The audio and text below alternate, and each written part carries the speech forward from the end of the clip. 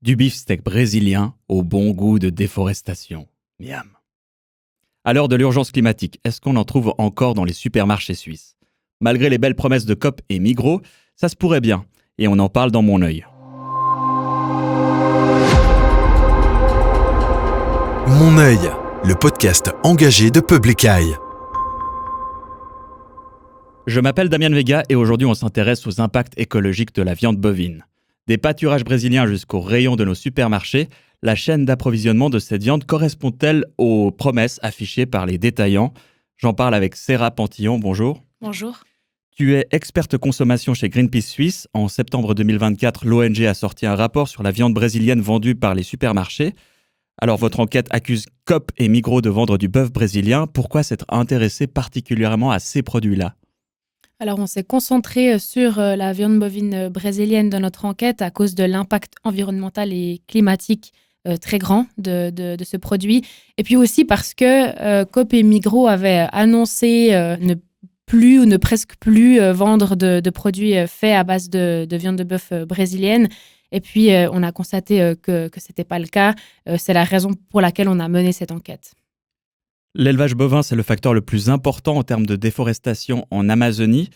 C'est quoi l'ampleur du problème aujourd'hui ? C'est un problème qui est gigantesque. L'Amazonie, c'est la plus grande forêt intacte du monde. Elle recense 10% de toutes les espèces animales et végétales recensées. C'est vraiment le poumon de la planète. Et malgré ça, durant les 50 dernières années, elle a perdu plus d'un cinquième de sa surface. Et on est vraiment face à une urgence extrême concernant l'Amazonie parce qu'elle s'approche de plus en plus de son point de bascule, ce qui signifie qu'elle cesserait en fait de remplir son rôle de forêt tropicale, deviendrait une savane et en faisant ça, elle relâcherait des milliards de tonnes de CO2 dans l'atmosphère. Et quand on voit que la production de viande bovine, l'élevage bovin au Brésil est la première cause de déforestation, eh bien, ça veut dire que là, on a un levier très important pour lutter contre la déforestation. Et c'est vraiment urgent d'agir. Donc la viande de bœuf impacte le climat, la biodiversité, l'eau, les sols, de par la déforestation qu'elle engendre, mais c'est aussi en termes de production l'une des viandes qui produit le plus de gaz à effet de serre. Effectivement, la viande bovine, elle a un impact considérable au niveau de notre empreinte carbone. Bien sûr que lorsque celle-ci a été élevée sur des terres déforestées et en plus acheminée, ça alourdit son bilan carbone. Mais de manière générale, au niveau de la production de l'élevage bovin, c'est un impact climatique qui est conséquent, d'autant plus que c'est le méthane en fait qui est émis par l'élevage bovin. Et puis le méthane, il a un potentiel de réchauffement qui est 25 fois plus élevé que le CO2, ce qui joue évidemment un rôle énorme au niveau de nos émissions globales de gaz à effet de serre. Parlons du coup de votre enquête sortie en septembre 2024 que tu as menée, un rapport sur la viande brésilienne vendue dans les supermarchés suisses. Qu'est-ce que vous avez découvert ? Alors en fait, on s'est intéressé aux produits qu'on trouvait dans les rayons des supermarchés qui étaient indiqués comme faits avec de la viande de bœuf en provenance du Brésil. On a collecté en fait des échantillons, donc on a pris des photos de ces produits. Et puis on a travaillé avec une organisation qui s'appelle Aid Environment, qui est spécialisée dans la recherche en matière de durabilité et dans les questions liées à la déforestation. Et puis en fait, en étudiant les informations qui étaient disponibles sur les emballages des produits contenant de la viande bovine brésilienne, mais on a essayé de remonter la chaîne d'approvisionnement. Et puis, alors pour certains produits, c'était plus facile que d'autres en fonction de la qualité d'information qui figurait sur les emballages. Et puis pour un de ces produits, le corned beef de la Coop, bien on a pu vraiment mettre en évidence un lien entre la déforestation et puis le produit lui-même. On parle de quel produit précisément ? À part le corned beef, il y a de la viande fraîche aussi ? Alors la viande fraîche est aujourd'hui plus concernée quand on parle en tout cas du commerce de détail. On en trouve encore dans le commerce de gros. Mais dans le commerce de détail, on voit qu'on se concentre principalement sur les produits transformés préparés. Donc, c'est-à-dire la viande séchée, la bresaola, le corned beef, les soupes prêtes à l'emploi. Et puis, c'est vraiment dans ces produits-là qu'on a vu pas mal d'exemples de viande de bœuf brésilienne. Et puis, bien, le corned beef de la Coop, c'est celui où on a pu mettre en évidence un lien vraiment assez probable entre déforestation et le produit. Mais par exemple, si on regarde du côté de la Migros, eh bien, la bresaola et la viande séchée de la marque M-Budget sont faits avec de la viande bovine brésilienne. Ils sont vendus dans les rayons à côté des viandes des grisons appellation contrôlée. Donc là, il y a vraiment aussi un problème en fait au niveau du produit qu'on propose aux consommateurs et aux consommatrices.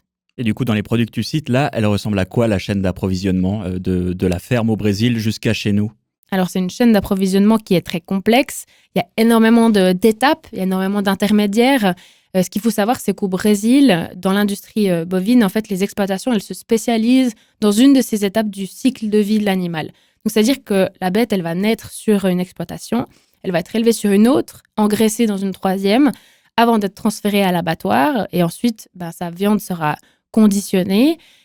Ensuite, il y a un exportateur qui va exporter la viande direction, en l'occurrence, la Suisse, un importateur du côté suisse, et ensuite, eh bien, ce sera le détaillant qui mettra ce produit dans ses rayons. Donc, on voit qu'il y a énormément d'étapes différentes.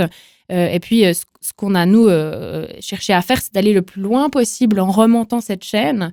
Et c'est grâce à ce travail qu'on a pu montrer, en fait, que de tous les fournisseurs directs et indirects d'un abattoir, eh bien, il y avait des exploitations qui avaient été accusées à raison de déforestation. Et puis, les images satellites qu'on a comparées, en fait, nous permettent de voir qu'il y a des grandes surfaces qui ont été déforestées. L'exploitation, en l'occurrence, qu'on a retrouvée pour ce produit corned beef de la COP, c'est une exploitation qui a été frappée de 2 embargos, un qui est encore en vigueur aujourd'hui, et qui a déforesté près de 800 hectares ces 15 dernières années. Ça représente plus de 1100 terrains de football.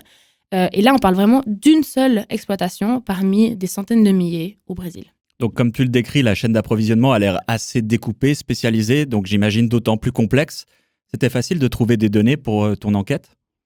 Non, c'était compliqué et puis c'est pour ça qu'on a dû s'accompagner d'un cabinet spécialisé, d'une organisation spécialisée dans cette recherche-là. Et c'est vraiment grâce à ça, en fait, qu'on a eu accès à une expertise et aussi à des bases de données, en fait, qui n'existent pas publiquement, en fait, qu'on est obligé de constituer soi-même sur la base de recherche. Donc, on voit qu'il y a vraiment une volonté aussi des grands groupes de conditionnement de la viande au Brésil. On parle de JBS, de Marfrig, de Minerva. En fait, c'est des noms qui évoquent pas grand-chose aux gens, mais qui en fait ont un pouvoir gigantesque et vraiment la mainmise sur cette industrie au Brésil.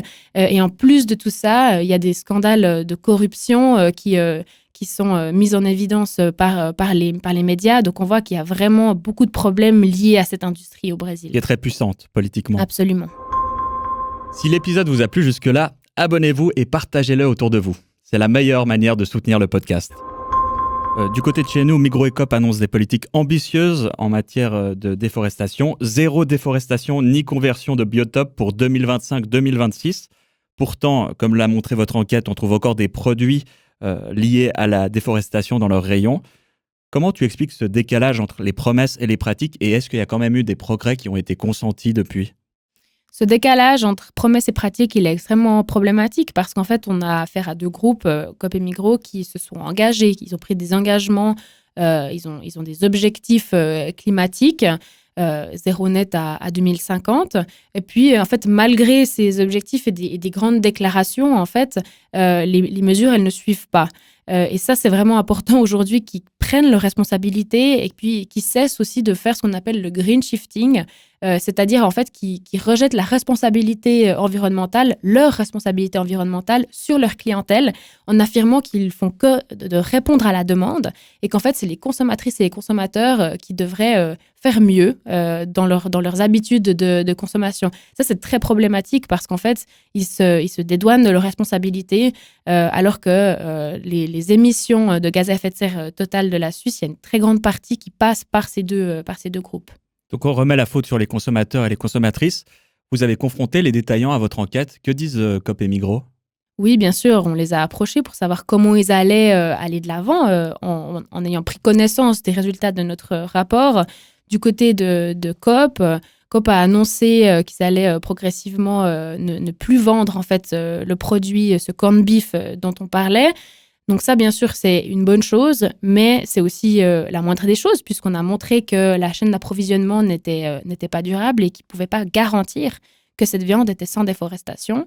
Et puis, ça laisse aussi un peu perplexe dans le sens où ça montre que le fardeau de la preuve, il est sur les organisations environnementales. Sans notre enquête, eh bien, ce produit se trouverait probablement encore sur les rayons pendant un moment. Donc, on voit que, en fait, au niveau proactif, il ne se passe pas grand-chose. C'est vraiment nous qui devons démontrer qu'il y a un problème. Et puis, pour tous les autres produits faits à base de viande de bœuf brésilienne où on n'a pas pu démontrer ce lien avec la déforestation ou ce lien probable avec la déforestation, eh bien, il ne se passe rien. Donc là, il y a vraiment un souci au niveau de la crédibilité de ces détaillants qui doivent faire plus et puis qui doivent mettre en place des contrôles beaucoup plus stricts et, de manière générale, renoncer à la viande bovine brésilienne. En soi, on pourrait aussi consommer de la viande bovine ici, mais avec du soja nourri au soja importé du Brésil. Est-ce qu'on peut contribuer à la déforestation de cette façon-là aussi ? Alors, bien sûr que le fourrage importé, c'est un problème en Suisse. En ce qui concerne le fourrage importé du Brésil, aujourd'hui, c'est une quantité qui a diminué au cours des dernières années, ce qui est une bonne chose. Aujourd'hui, on importe un peu moins de 3% du fourrage total importé qui vient du Brésil. Donc ça, bien sûr que c'est une bonne chose, mais on importe encore massivement du fourrage pour l'élevage en Suisse. Donc bien sûr, ça pose déjà la question de ce label suisse, en fait, viande suisse, mais nourrie avec du fourrage importé. Et puis, eh bien, c'est quand même problématique de devoir importer autant de fourrage pour notre production indigène. En termes de revendications, vous attendez quoi des grands distributeurs ? Eh bien, on attend d'une part qu'ils ne vendent plus du tout de viande de bœuf issue de pays menacés par la déforestation, dont le Brésil. Et puis, de manière générale, on attend aussi qu'ils assument leurs responsabilités en matière environnementale et climatique, parce qu'on voit que c'est vraiment systématiquement les organisations environnementales qui doivent pousser pour que cette responsabilité elle soit prise. Et puis, on attend aussi qu'il y ait une meilleure transparence vis-à-vis de la clientèle, du public de manière générale, parce que comme on l'a vu pour cet exemple de la viande brésilienne, c'est très compliqué de savoir l'origine véritable de la viande, parce que le Brésil, c'est un très grand pays, et puis c'est impossible aujourd'hui de savoir pour le consommateur, en fait, est-ce que la viande que je consomme, elle vient en fait d'une zone déforestée ou non. Au niveau de l'Union européenne, ça bouge aussi passablement. Il y a notamment un règlement pour éviter que les produits exportés depuis l'UE ou importés ne contribuent à la déforestation. Ce règlement, il est en train de rentrer en vigueur et en Suisse, ça bouge aussi ? Effectivement, ce règlement européen contre la déforestation, c'est une très bonne chose pour lutter contre la déforestation importée.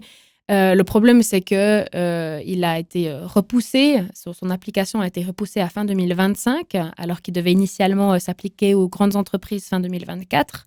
Donc ça, c'est inquiétant de voir que c'est presque pris moins au sérieux, en fait, la menace de la déforestation. On écoute plus les lobbies, en fait, des industries concernées. Et puis, il y a aussi des amendements qui visent à affaiblir ce texte. Donc ça, du côté de l'Union européenne, bien sûr, c'est pas une bonne nouvelle. Et c'est vraiment important que cette loi entre en application comme c'est désormais prévu. Et puis, du côté de la Suisse, le Conseil fédéral a renoncé à s'aligner sur cette législation, alors que c'était une demande des organisations environnementales. Ça, évidemment, c'est regrettable parce qu'en fait, aujourd'hui, on n'a pas de base légale pour lutter efficacement contre la déforestation en Suisse. Et ça veut dire que si on continue comme ça, la Suisse, elle pourrait devenir une plaque tournante pour les produits issus de la déforestation dès le moment où l'Union européenne, elle, a créé les bases légales nécessaires pour lutter contre ce phénomène. C'est vraiment important aujourd'hui qu'au niveau politique en Suisse, on soit proactif et puis qu'on s'aligne sur la législation européenne. Sur le plan européen, toujours, l'UE et la Suisse négocient chacun de leur côté des accords commerciaux avec les pays du Mercosur. Alors le Mercosur, c'est l'Argentine, le Brésil, le Paraguay, l'Uruguay et la Bolivie. Ces négociations suscitent de vifs débats, notamment en France, avec les agriculteurs qui s'inquiètent de la concurrence de la viande brésilienne. Est-ce qu'il y a de quoi s'inquiéter aussi en Suisse ? Bien sûr que le fait d'importer des produits agricoles qui ne sont pas soumis aux mêmes conditions que la production suisse, eh bien, c'est un problème d'un point de vue de l'équité et puis aussi de la consommation. Aujourd'hui, l'agriculture suisse, elle souffre. Les agricultrices et les agriculteurs suisses souffrent. Ce qui est important, c'est que le Conseil fédéral les soutienne et puis les soutienne aussi pour avoir une transition en fait vers une production plus végétale. Donc c'est inquiétant de voir que les priorités du Conseil fédéral elles se situent ailleurs, qui s'empressent à ce point à conclure cet accord. C'est une mauvaise nouvelle, non seulement pour notre production indigène, mais aussi de manière générale pour le climat et l'environnement. Et pour la déforestation aussi, ça peut aggraver la déforestation ? Ça peut tout à fait aggraver la déforestation. Du côté de l'accord qui est en train d'être conclu entre l'UE et les États du Mercosur, il y a le gouvernement français qui a publié un rapport qui montre que la déforestation elle pourrait augmenter environ de 5% annuellement avec cet accord, puisqu'il y aurait plus de viande importée de ces pays. On parle justement de viande brésilienne issue de la déforestation.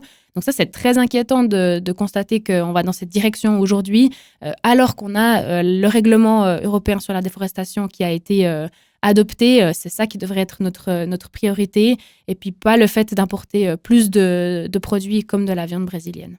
On nous recommande souvent de manger local pour diminuer nos émissions carbone. C'est une bonne recommandation d'après toi ? Bien sûr que manger local, c'est une bonne chose pour soutenir notre production locale, notre agriculture locale, et puis aussi pour la sécurité alimentaire. Si on parle de consommation de viande, la production de viande, elle a un impact climatique qui est important, et ce, où qu'elle se trouve. Et puis en plus, quand on parle de consommation de viande, eh bien, on parle d'émissions de méthane qui sont justement plus fortes, qui sont plus puissantes en fait que la production de CO2, ce qui a vraiment un bilan carbone qui est disproportionné par rapport à d'autres aliments.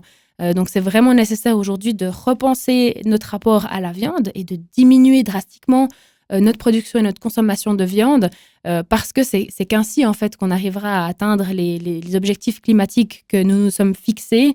Et c'est vraiment une étape qui est indispensable et un levier très important pour lutter contre le dérèglement climatique. En faisant des recherches pour ce podcast, effectivement, j'avais vu que le transport, c'était finalement une part assez mineure en termes de consommation de viande, en termes d'impact carbone. Donc, il faut peut-être changer nos habitudes alimentaires. C'est un sujet qui est très clivant, surtout au sortir des fêtes de fin d'année. Est-ce qu'au final, ce n'est pas plutôt une question de choix personnel ? Alors, il y a peut-être une partie où on peut toutes et tous décider de ce qu'on consomme, mais il ne faudrait pas surestimer la marge de manœuvre dont on dispose en tant qu'individu. Il faut vraiment aussi être conscient du fait que le commerce de détail influence beaucoup nos habitudes de consommation par des tactiques comme la publicité et le rabais. Le commerce de détail en Suisse vend environ la moitié de sa viande au rabais actuellement, ce qui montre quand même un peu à quel point il y a une volonté de pousser les gens à consommer de la viande et des produits animaux. Ce qu'il faut aujourd'hui, c'est qu'il y ait une convention d'objectifs contraignante entre la Confédération et le commerce de détail pour diminuer justement la production des aliments d'origine animale et surtout diminuer les émissions en fait liées à cette production. Et puis c'est uniquement ainsi qu'on arrivera à rentrer dans une production, une consommation qui s'inscrit dans les limites planétaires. Et puis aussi de mettre moins en fait cette responsabilité sur les consommateurs et les consommatrices, parce que ça justement c'est aussi faire du green shifting. Ça me paraît un excellent message de fin. On mettra bien sûr ton enquête en description d'épisode. Merci beaucoup Sarah Pantillon d'être venue. Merci pour l'invitation. Et merci à vous pour votre écoute. Si vous voulez soutenir le podcast, vous pouvez le partager, liker l'épisode et bien sûr mettre un maximum d'étoiles sur la plateforme audio de votre choix. C'était Mon œil, le podcast engagé de Public Eye qui regarde là où les multinationales voudraient qu'on détourne leur regard. À bientôt. Mon œil, le podcast engagé de Public Eye.